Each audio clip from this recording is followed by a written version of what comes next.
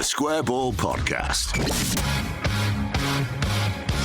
Welcome to the show. This is The West Stand. It's our new show for this season that comes out on a Monday and a Friday. It's on YouTube and in your podcast app. Guests from right across the world of Leeds United, such as commentators, ex-players. Me? Not a guest. Journalists. Michael? Yeah. Dan with you. And with Michael as well. It's Michael Normanson. Hiya. Show is brought to you with NordVPN, which is well-timed, I think, given that we're being streamed. Imagine that. 21st century football. Whereabouts? It's BBC iPlayer, isn't it? And the BBC Sport website, the Harrogate FA Cup game. So let's imagine you needed to be virtually in the UK and you weren't. How would you do that? A VPN, probably. Which one? Nord. I'd go with, yeah. Yeah, those guys. NordVPN.com/TSB to avail yourself of our exclusive discount, which I think is an additional 4 months on top of a discounted 2-year plan. If you want to grab that, loads of good reasons to get a VPN, privacy, virtual locations, all that kind of jazz. Across all your devices. 10 devices at once as well, you can have with your one account, which is great value. NordVPN.com/TSB to get that discount. You'll also find the link in the episode description box as well. If you're going to watch the FA Cup game, that's how to do it. You've got a 30-day money-back guarantee as well. Time to welcome our guest right now then. We welcome back to the show former Leeds United title-winning left-back. It's Tony Dorigo. Tony, you all right? G'day. And welcome back. How are your soft Aussie bones dealing with this freezing weather in Leeds? Not very well, I've got to say. Yeah, the layers of clothing have been numerous and plenty at away games. Yeah, Hull I think it was 5 layers, I think, at Hull. Right. Yeah, that was cold. But a performance to warm your heart? No, maybe not. No, not really. No, probably needed 6, didn't I? Although you could have been quite warm and angry and furious by the end. But that's a conversation for a different day. I will leave it until we've warmed up a little bit. Okay. I was going to ask, actually, because we're coming into third round territory and the weather is a bit like this. So for the benefit of anybody who's not near Leeds or happens to be in the tropics, it's about -3, 4, 5 degrees today and will be about -3 when they are playing against Harrogate on Saturday. Have you ever played in anything quite as cold as that? I played in cold weather. What's the coldest I played in? Probably in Reykjavik. Reykjavik for England against Iceland. Against Iceland. And it was the clue's in the name, Tony. Good point. Driving rain, like horizontal rain. But it was so cold. And that's when the anthems were played by the actual band on the pitch. And when it came to Iceland's, theirs was rather long. So Gaza decided to get a ball and boot it into the band. Right. And the drummer fell over. The cymbal guy lost one of the cymbals. And as funny as it sounds, they weren't best happy, the Icelanders. Yeah, that's bordering on diplomatic incident. Exactly. So the game was interesting. Yeah. And at half-time, a couple of players actually had to come off because their elbows and knees just started kind of freezing up. They just couldn't move. I tried to get a cup of tea down my neck, but by the time I got the tea in my hand, I'd spilt like 3/4 of it because I was shaking so much. So that was cold. Right. Yeah, but you had to play, didn't you? Bit of WD-40 on the joints there to get them working again in the cold. Yeah, it is very, very cold. And I know the pitches they exist in their own little separate microclimate these days, don't they? But I presume you would have played on some bad pitches in January's past. Yeah, and I think I think it was probably a cup game at Sheffield United. I think years and years ago, it was basically concrete. Yeah, it was mud that was frozen. You couldn't obviously wear boots. You had to wear these little pimple things, and away you go. Hopefully, you didn't fall on it. But now our pitch at Ellen Road will be superb. Yeah, there's no doubt it'll be in really good conditions. They basically just hold them at a constant. I'm such a pitch geek. I looked into it when they redid it, and they just hold the pitches at a constant temperature year round now, regardless whether it's summer, winter, whatever. The undersoil heating and the growing lamps. I was going to say they're basically in constant sunlight as well, aren't they? You can go past Ellen Road at more or less any night of the week, and you can see this eerie kind of orange glow coming from it. Well, they've got you're right. They've got the kind of the orangey white ones, and now they've got some pink ones. Wow, which are upgraded lamps. And I was over. I did tours, Legends tours for the fans over Christmas and New Year, and watching the pitch each day grow was crazy. If you think obviously nothing grows, but that pitch does, and it was growing a lot. So it's in good health. Yeah. Times have changed because when I was again geeking myself out on Premier League rules, can you believe? I was reading the Premier League rule book, and in the I know we're not there at the minute, but in the Premier League rule book, you've got to have your grass a certain length. I heard Wenger argued for that because people like Tony Pulis and Sam Allardyce used to let it get a bit long for Arsenal's visits, and apparently he was instrumental in lobbying for this, that it's not fair to have it. You have to have all your pitches, because I mean, you would go back in your era, Tony, where Howard Wilkinson might play with the width of a pitch, like you might narrow them or widen them. Now you're not allowed to touch your pitch dimensions throughout the season. You've got to leave them as they are, and unless your ground doesn't permit it for like geographical space reasons.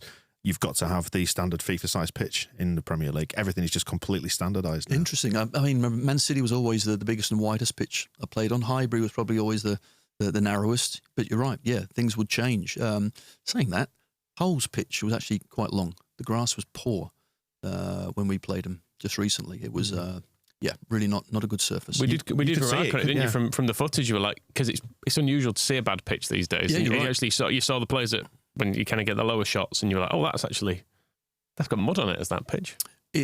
You're right. There was some dirt on it. Can you believe it? I know. They did mention rugby that's kind of played on it. I'm not sure, but it looked a poor surface. Yeah. We were looking at some footage of the. So we've got your stellar Leeds United FA Cup records. Well, so many memories. When you say stellar, Well, should we talk about the 3-0 defeat to Liverpool in the quarter-final? Imagine getting that far in the FA Cup. That was 95-96. Before that, 5th round, lost to Man United away. 4th round before that, lost to Oxford at home. Then there was the Arsenal. Mighty Oxford. Yeah. I don't know how many of those you played in, but I gather were you in the... did you play in the Portsmouth game? Because we were just looking at footage of that. So this was 96-97, 5th round, and we were just looking at some footage of it in the office before you came, Tony, and we both went, like that at the pitch. It's mud. It's just a mud pitch. Yeah. That was a bad one. Derby County, the baseball ground, that used to be an absolute shocker. The one weird story. I never did well in the FA Cup. It was not kind to me, that cup, unfortunately. According to my research, you had 19 career appearances in the FA Cup, 11 of which were at Leeds. Just a shame they all kind of went in the 1 or 2 seasons. Well, I was going to say, a lot of years. 4 of them were in 92-93 and 4 of them were in 96-97. So excellent. You only made 3 FA Cup appearances outside of those 2 seasons for Leeds. 92-93 was 2 replays as well, so don't go thinking we went far. Oh, we didn't go that far then, no. We kept drawing them, did we? Yeah. I remember there was one of my first FA Cup games, first or second one, was when I was at Villa. We played Liverpool away. And Liverpool away, 3rd round, against a very, very good Liverpool side. And we were a young Villa side. So basically, we were up against it. And then we found out on the Wednesday that if we didn't actually win that game, that free weekend that was coming up for the 4th round of the FA Cup, we would go away to Bermuda. And we'd have 6 days in Bermuda and play 1 game against the local, and then the rest... bit of a break. This is the Junior Firpo arc, isn't it? So this is what we got told. I think we were 3-0 down by half time and finding our suntan cream. Yeah. Oh, I can't run today, lads. You made sure of it, though. Yeah. You made sure you didn't accidentally come back into the game. No, absolutely. Yeah. There was no chance of that, really. No, absolutely not. And Bermuda's beautiful, by the way. I bet. So that's what Firpo's doing now in the international breaks, isn't it? Yeah. When he's fit, going off to Dominican Republic. No, I would. Yeah, seems fine, doesn't it? I also would. Fine. So 92-93 was where you made 4 appearances. We ultimately went out to Arsenal. So it was Charlton at home. We drew 1-1, and then we won the replay, which was a rare away win in that season. That was 3-1 away at the Valley. And then it was Arsenal, of course, in the 4th round, which tended to happen quite a bit. 2-2 at Highbury, and then we lost 3-2 after extra time back at home. You managed to come in too late to miss the Arsenal FA Cup marathon, didn't you? When yes, we just kept playing them. Time and time again. By the end of that, we were just happy to lose. I think it was like just get this tie over with, because that went to, as anybody who knows the long-term history, it was 4 games, wasn't it? 3 replays, which is ultimately what led to them stopping the unlimited replays thing. Yeah, because used to be a thing. For anyone who is young enough not to remember this, you just would keep playing. Yeah, until someone won. And it was so disruptive to the season, was that actually? Yeah. But then you didn't come in until it was the summer of 91, wasn't it? But that year, there was a fairly, in 91-92, there was a fairly prominent FA Cup 3rd round defeat, and we went out of the League Cup as well to Manchester United in both, and they were both in January. So we played the League Cup quarter-final was Wednesday the 8th of January, lost 3-1 at Ellen Road. Was that where Lee Sharp had some fun at our expense? It might have been. Possibly, yeah.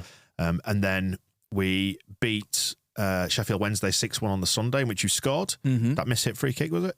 Yeah, it's funny you say that, because that was probably from about 53 yards out, something like that, because every year it goes just a yard longer type of thing, yeah. The one thing I remember about that is they keep saying people come up to me and goes, that tag in the back of your shirt. Yeah. See, even you're thinking Yes, that. As well. yeah. So am I. Why did that stick up? Anyway, not a bad strike, though, to be fair. No, it was a decent hit, wasn't it? Oh, thank you. And then it was on to the Wednesday after that was back at Ellen Road, Man United in the FA Cup third round. And I don't know why we were playing midweek. It might have been maybe to do with the League Cup run, potentially why this got moved to a Wednesday. Not sure, but yeah, it was the third round. But the first had been postponed due to weather, for weather reasons. You could be right, actually. Can't remember. Maybe. But anyway, yes, it was 1-0. We lost at home to Man United, and we went out of both cups to them. But I wonder if that ended up actually proving quite instrumental when it came to the final run-in, because they had a bit of fixture congestion and they had various replays. And it was the game against West Ham, obviously, that they lost. Oh, well, that's right. And you're probably right, which is quite interesting now that here we are talking about the Championship and cup games and trying to fit in fixtures. It is important. You get a lot of fixtures. You trying to concentrate on what's really important when you're in a couple of cups and the league going for everything.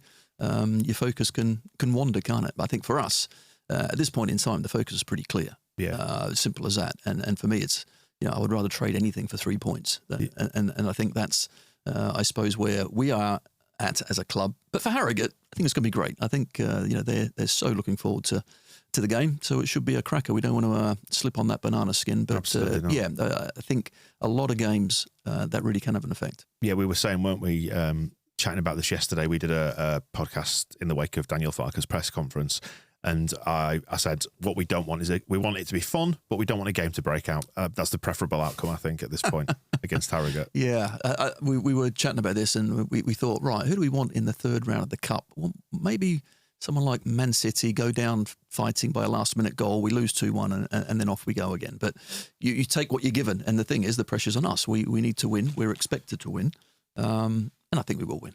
Yeah, I'm just looking at your record, the 93-94 season. You don't have to look very long, do you? No, it's not a detailed one. Just 5 minutes was the research last night. All right.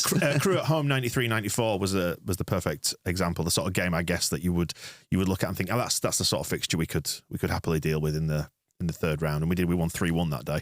Mind you, think the same of Oxford, wouldn't you? Yeah, but we played Oxford. But to be fair, having drawn 2-2 away in the fourth round, you think, we're getting back to Ellen Road, we'll overturn them easy. Do you remember that game at all? It was one of my first games I went to. Was this? I'd started going 93-94. I remember going to this, and we were 2-0 down, about 89 minutes on the clock. Got it back to 2-2. Strachan scored, then David White scored in injury time. Then went to thinking everyone was flooding back into Ellen Road, having left, thinking, Leeds FA Cup, always the same. People are all flooding back in, gets to extra time, they win it. No, I don't. And what's strange is there's certain teams that people keep telling me, like you have just then, that I lost against in the FA Cup, and I just must have erased it from my memory. Someone said at some point I lost against Scunthorpe in the FA Cup. No, I can't remember that at all. Not a clue. Absolute clue. Yeah, it must have been at Chelsea. I think it was. It's not on the Leeds record. Did Jim Magilton feature quite heavily in that? He did play. He did play for Oxford. That's my abiding memory of that time. And again, I'm looking at the year after that, third round, and I can remember I went to this game actually, Walsall away, 8,500 people there at the Bescot on the 7th of January 95. I don't know if you played in that. I think you might have only played in the fifth round against Man United at Old Trafford. Yeah, I don't play in the early rounds. No. I just wait for the later ones, which is probably why I never played. But that's your classic banana skin there, isn't it, Walsall away? And I remember we really struggled in that game, and I'm fairly sure it's Weatherall who scored the goal, but it might have been quite a late equaliser that we ended up getting. I remember the home game in that one because Phil Masunga scored a hat-trick in 9 minutes. It was, and I'd never seen anything like it. I didn't know it was possible. And was that in extra time or something like that? Has that ever happened before? And again, since I'm pretty sure it's the quickest Leeds hat-trick ever in terms of the spacing of the goals. It's funny looking at some of the attendances of these games, and so that's post ground expansion is 94-95. That replay, we got 17,500. Inside Ellen Road. So it's like under half full. Wow. There was just so little interest in it. Yeah. And yet the FA Cup has kind of diminished hugely in terms of standing now compared to the Premier League. You're right. Because the finances have obviously distorted it so greatly by the top clubs. And yet Ellen Road's going to be full against Harrogate. How does that work out? I know. Yeah. Strange, isn't it? It is. And you're right. Looking back when I first started, the FA Cup was so important. so important. Not as important as a trip to Bermuda, but Clearly not. Obviously, after the trip to Bermuda, the FA Cup was really important.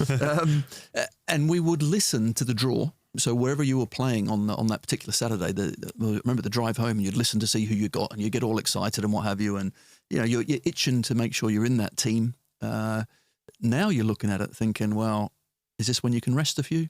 Is this when maybe okay, you have a bit of a rest, you have a bit of a game, which just for me diminishes the whole value of it. Yet you're right, we'll probably have 36,000 there. At Ellen Road against Harrogate. Would we want a cup run this year? Or it's so bad that you've got to kind of weigh this equation up in your head. I feel bad as a fan for thinking this is just potentially a distraction this season, but there's too much at stake in terms of getting up and the long-term well-being of the club, like financially speaking, and just for the future, and not having to sell half your squad again in the summer. That obviously want to get past Harrogate, but there's almost a Goldilocks game that can come up, which is, we could play a game against a Premier League team, give them a good game, but then maybe just go out. It's fine. I'm with you. I'm with you. It's I think winning is a lovely habit, for sure.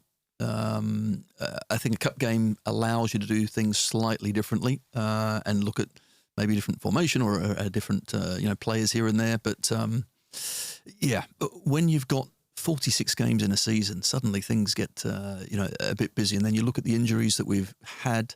Now we've got one or two more, although we've got one or two coming back again. I don't know. The focus has got to be on promotion. It's as simple as that. So whatever that means, then I'm happy with that. Yeah, and the FA Cup dates there. Well, what do you think of the changes to the competition, the way it's been structured to essentially favour the teams in Europe who don't want replays, they want to go off and play in the World Club Championship and all this sort of stuff? It's bastardised a competition that was great back in its day, as you say, going back 30, 35 years. There was a lot attached to the FA Cup, just not so much now. It must be nice if you get to the later rounds. Wouldn't know what that feels like. But, good point. Yeah, and they've restructured it now. I'm looking at the round. I mean, there were games last night, which took me by surprise. Yeah. Yes, because I was going to say, because they moved some of them, the fourth, fifth round quarter-finally type bits, the middle bits, to midweeks, didn't they? Last couple of seasons. Now that I'm just looking at the dates on the FA website, and they've rejigged it again, so they're all weekends again. So they're trying to restore that kind of status to the competition. But you probably, I guess, getting into, if you get past third, fourth round, you are getting into rearranging fixtures, and I just feel like from a sensible logistics point of view, I don't want to see Leeds start rearranging fixtures. I don't know about you. It just feels a bit intrusive on what we need to do this season. Look, Leeds we'll take care of ourselves in the FA Cup. It's out of my hands. Don't you worry about us going too far in it. Whether it's Crawley or Chelsea, we'll find a way of getting out of this competition. Have you not seen our record? Have you not? You're reading it there. I mean, we'll be fine. I do think we'll probably beat Harrogate. I mean, they are almost bottom of the Football League. Yeah, and we are at home. And we do have a fairly big squad. Yeah. And we're quite good. Probably. So there's no reason we shouldn't beat Harrogate. And yet. And they will. I mean, you don't know what sort of team they will play either. There's a chance they are maybe thinking, an FA Cup run will be a distraction because we're trying to stay in the Football League, which is. Yeah, they might think that this is an easy one, so we'll play the kids. Exactly. Get past Leeds. Isn't there a captain and best player? He's out, isn't he? Yes. Injured, unfortunately. That's a shame for him because it would have been, I'm sure listen, there's so much between the clubs, isn't there? And they would love to play at Ellen Road, and that captain would have loved to as well. Unfortunately not. Yeah, what do you do with the Leeds side, Tony? You got to make some changes, absolutely. I think there's a good few players that itching to get out there and show what they can do. Getting that first 11. There's competition here, there, and everywhere, which is good. Obviously, Darlow is going to play as well, and he'll be thinking, okay, I need to have a good game and then see what happens from there. A lot of people will be in that. A lot of players will be in that position to really want to get out there and show what they can do. Darlow, there's a lot at stake. It feels like, doesn't it? Keepers wise, maybe. Well, I think in a football squad, I think it has to be competitive. I think that as a player, you'd expect that, okay, if he's not doing very well, I'd like to think I get a chance at some point, and that's how it needs to be. Now, I think we know where we've got some real strength, and that is out on the wing. So you think Nyonto was flying at one point, and suddenly he can't get in the team. So all of that sort of thing is going on, but that should be across the squad. Okay, in the defence, it's a bit more, I suppose, important to keep a solid four and understanding. But wherever it is, you want to think, okay, not doing well, I might have a chance. So I think Darlow, should be thinking like that. I think in the abstract, if you put aside all the Leeds United FA Cup madness, assuming we do the sensible thing on Saturday, in the abstract, I'm looking forward to seeing what Isaac Schmidt's all about, assuming he features in some capacity. Surely, you were saying, weren't you? Surely it's time. If not now, when? Then when? Yeah. And why not? Which I don't understand. He hasn't had many minutes, has he? And gradually, he has looked a bit better, but we haven't seen him enough. Simple as that. So clearly, in training, Daniel Farke has seen things that maybe he needs to improve or adapt to. But yeah, he would be one ideal to have a good look at him. And maybe Leeds in the FA Cup is finally the thing that makes Skilivogi sad. Right. Because we've seen him, he's just looked so upbeat since he's come in, hasn't he? Well, yeah, he comes out, he has to play 5 minutes. But maybe we can break him. I was going to say, you can tell he hasn't spent his full career in Leeds, can't you? He's just sort of chipper and optimistic. He needs to learn. Would you do anything experimental at 10? Because Aronson is playing more or less every minute at the moment. It's a position we're still not 100% sure on. And I feel like he's talked about Rothwell there. There's maybe potential for Nonso to have a go there or something. Or do you think Aronson just continues to play? No, I'd give him a rest. I really would in a positive way. I think that's interesting because I look back at probably 10 games ago, thinking maybe Aronson now needs a rest. I don't think he was at the top of his game, and yet he kept playing him. We all know how, I suppose, diligent he is defensively. His work rate is exceptional. But as a number 10, what do you want? You want something going the other way, and you need a bit, more of that quality. And even I was saying, well, maybe it's the time now to give Gnonto a go and what have you. But Daniel Farke didn't. He kept playing him, and he's been rewarded with some fantastic performances and plenty of goals. So suddenly Aronson has turned it around, and that trust he had from the manager has been repaid. But however, I don't think you can keep playing every single game. So this will be an ideal one to let him have a rest. Yeah, is fatigue in a 46-game season, is it a real factor? I mean, what is that like from a pro's point of view? Did you ever play that many games in a season where... I did. I had one season down in the championship with Chelsea, and we never lost for 35 games. So what I would say is winning's a lovely habit, and I found it quite straightforward and quite easy. Where it's tough is go down to the bottom of the table and see how you feel down there playing them. So... It's all relative. So you're saying like these lads will just want to play every week? Yeah, absolutely. Absolutely. They want to play. They want to keep going. They have 65, 70% possession of the ball. It's great fun. They're not having to chase around all these Premier League wingers and midfielders and attackers. They've got the ball. So, yeah, I think they'll want to play. Yeah. What else were we saying about team changes? Where else would you move it around? You've got your wingers. You rotate your wingers. Who does feature at number 10 then if Aronson is having a rest? You've got to assume Ramazani gets a game. I don't know. I mean, I've wanted to see, as an experiment, both Solomon and Gnonto as a 10, just to see, because I feel like they've both got enough awareness and can pick a pass in a way that I feel like they might have options there. So I'd like to see one of those two slotted in there, probably, and then you just fill spaces on the other wing, and you presumably you can give people a half each to keep them fresh without making them tired. Do you go quite strong at the start, Tony? Do you think try and get it won? Let's be honest.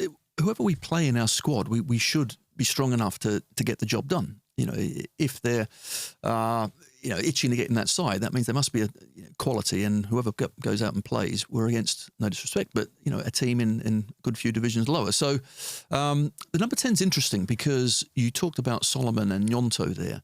I think why they haven't probably played there before is just the actual defensive discipline aspect of things, in that their strength, is not defending. Their strength isn't getting into the right position. Their strength is getting the ball, finding space, looking up, bit of quality going that way.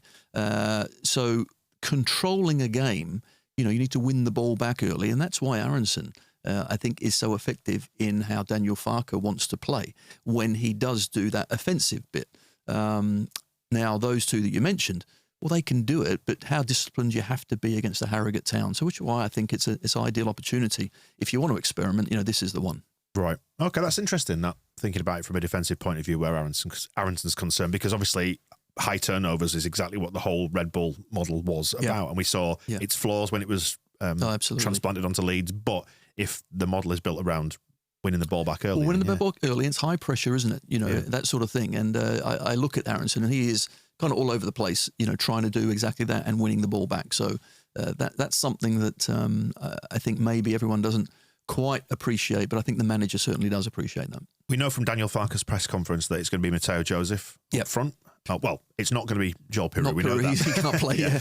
But that obviously leads you to the conclusion of Matteo Joseph because Bamford's injured again. So he needs a goal probably in this one, do you feel like, just to keep him ticking over, boost that confidence?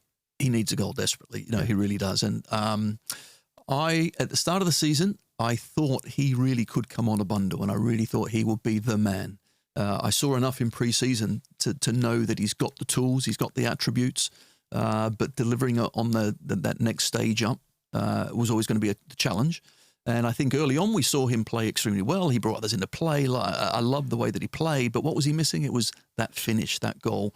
And he had a couple of chances. One, he ballooned over the bar at home and what have you. So they haven't quite come as freely as I thought they would. I still think they can do, but you're right. He needs a goal and a bit of confidence to kickstart his goal-scoring side. Can you teach composure to a young player, or is it just something that comes with time and game minutes? Experience, yeah. No, I don't think you can. I think some people handle it better than others. Simple as that. I mean, you look at all the great strikers in the world. They have this knack of when they get into that pressure position, they have suddenly more time, not less time. So how do you teach that? Me as a fullback, I wouldn't have that. I might have it defensively, or when I've got the ball, I can do that bit. But in front of goal, I haven't got that. I think the player that clearly has got that is Joel Piroux. We've seen that time again. But I think Joseph has got it as well. He just needs to go out there and prove it. Right, just needs it to click. It feels like to me. Absolutely. Yeah. Would you move in the market for a striker? Is that one of the positions you would attack? And I'm interested actually to get your thoughts on Daniel Farke's comments, staying awake to a couple of opportunities, a couple of positions he's got his eye on maybe, but he did that thing that Daniel Farke does, which was to calm it all down and to talk it down. Which I think is exactly right. I think as a player, if you're playing really well, if you're playing pretty average, or if you're playing badly, what you want is the trust of your manager. And, and you are at the football club. What happens in transfer windows you can't control, but to get the best out of a player, you want the trust from your manager, and that's what he's trying to do. Whether it's Meslier after his poor game and making some mistakes, I think it was quite good that he was honest as well, because let's be honest, Meslier absolutely screwed up. That second goal was a really poor mistake, error of judgment. Questioned the first one, and he was even questioning the third one. So he's had one or two games not of the level that we expect of him. He needs to improve, but we are top of the table, point clear, et cetera, et cetera. So he's done, I think, all the right things. But in the window, he'll be looking at whatever the options are, and clearly up front, I think you have to, don't you? I mean, you've got Bamford now out for another 3 or 4 weeks, and what happens if he comes back and does it again? We're back to that would never scenario. happen, Tony. Well, we're back to that scenario, aren't we, again, of, what we need now is a striker that's going to get us that 10, 12 goals at the back end of the season to get us promotion. And we've kind of been there before. What do you think from a squad management point of view? It was something I brought up on the show yesterday, actually, when we were talking post-press conference, about just giving the squad a little tweak and just introducing a new face in there, just maybe to shake it up a little bit, because they know what the current established dynamic is up front. There's a pecking order which seems to have Piroux at the front of it, Joseph tucked in just behind, and then there's Bamford as a third option. If you put a new body in there, what does that do to the squad?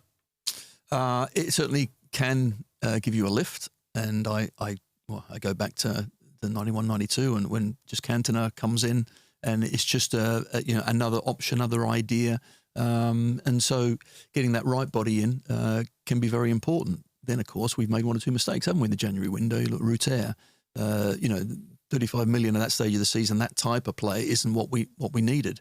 Yes, he then came good further on down the line, but what is it exactly do we need? And I think we need to hit the nail on the head rather than taking any sort of chance. What does that do though to the specific players in terms of introducing that extra bit of competition? Can it raise your performance? Yeah, no, for sure. Yeah, I mean, or is the danger that you could maybe knock Joseph's confidence as well? Listen, it's a competition. Whether it's in the league or whether it's for that place. And throughout your football career, you're always going to be judged, and you're always up against someone, and so you've got to rise to those challenges. And I always found, the better the challenge was, the better players I'm playing with. You just yourself rises with those ships that are going up. So yeah, I think it's a case of someone comes in, if it's in your position, right, I'm going to show what I can do here, and that made the best man win. So if you do add a striker, which seems to be a sensible thing, if we can do that, where else would you maybe just tweak the edges of the squad? Yeah, there's been obviously rumours at looking at kind of a backup centre half, and just a bit more depth, kind of in that position. And of course, the rumour of looking at a number 10 has always kind of popped up as well. Again, we've got options, but trying to get better options or improve things at this stage of the season, as we know, is always tricky. And then you've got to look a bit further afield as well. In that, okay, the plan is to go to the Premier League, so are they going to be Premier League ready as well? So who can we get that fits, both of those scenarios for the right money, or is it a loan? So they'll be working at all these different permutations and trying to come up. But as Daniel said, they won't be asleep, which is good. Is there a hidden danger maybe though in trying to plan further down the line for the Premier League, and maybe you opt not to do something with a particular player, which ends up being detrimental to the team, and you don't get to the Premier League? So do you have to look after the here and now before you worry too much about what's coming in 6 months?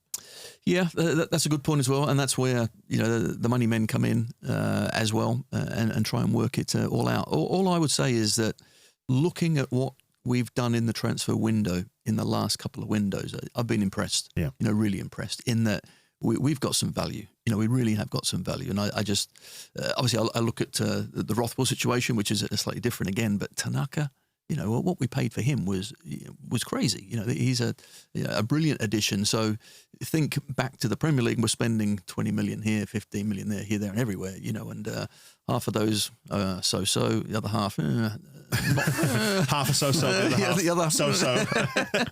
Okay, let's stick with that.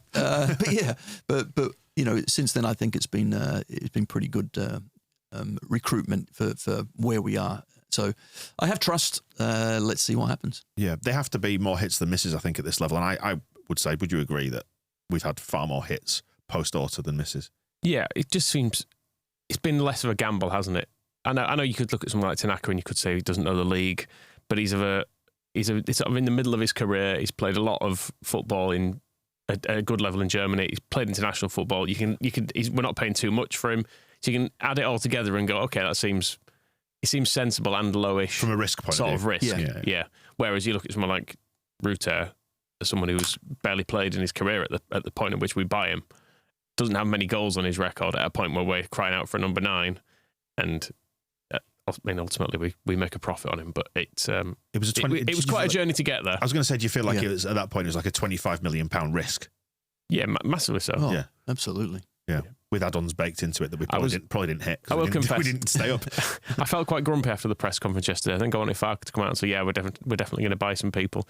And you can see on reflection why he doesn't do that. Yeah, that's what I described as. You just hope that he's presenting a public face of calm, whereas in the background there are people making some frantic phone calls, going, this person's available, we can get them for this, and it'll be a loan with a view to buying them if this happens or if this happens. Well, I mean, if you're not having those conversations, then what's the point in having a recruitment team? You would imagine those conversations are ongoing all the time, surely. Have faith. Come on, of course it is. I mean, listen, our recruitment, it's like a duck just serenely going along the water, but underneath the little legs are going crazy. Yeah. Of course they are. They're working away, and they're looking at every single option. So, but I think Daniel has to say exactly what he has said, and he'll state some really obvious things, rightly so. But he needs to bring it back to the case of we are top of the table. Let's just not throw that one away either. We're a point clear. We've got some important players coming back. I think we can still improve. I think we can still, certain parts of our game can still get better. So we're in a good position, and we should remember that as well. Yeah, absolutely. No, I agree. And the only thing is, from a fan's point of view, is we measure ourselves against the direct competition, and you see, Sunderland are looking to bring in, is it Lafayette, who's coming in, who looks like an absolutely cracking player for this level. Sheffield United have made reinforcements.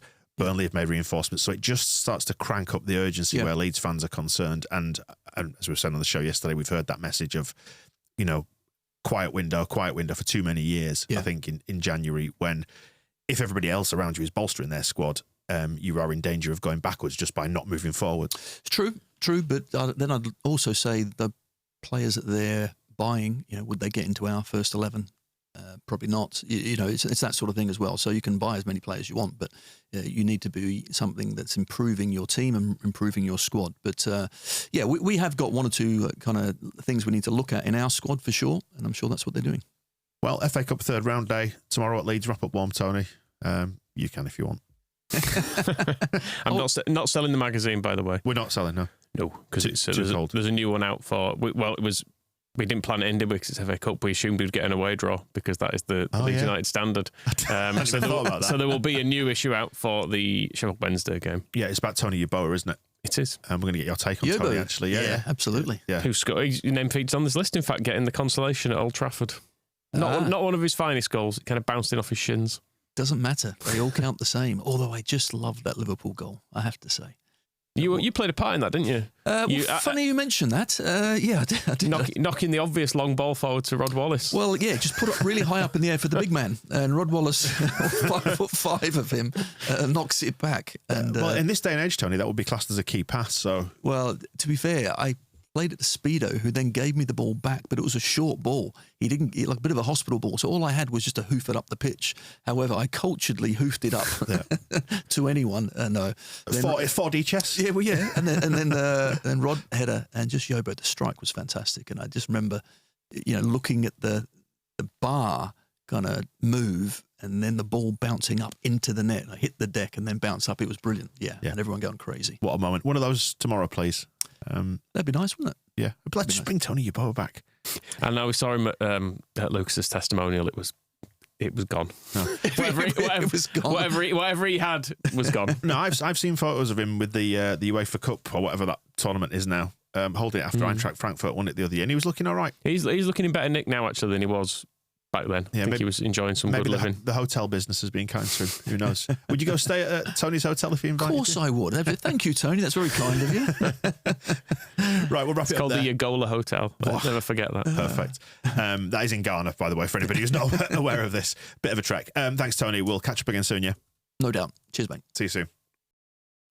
The Square Ball Podcast.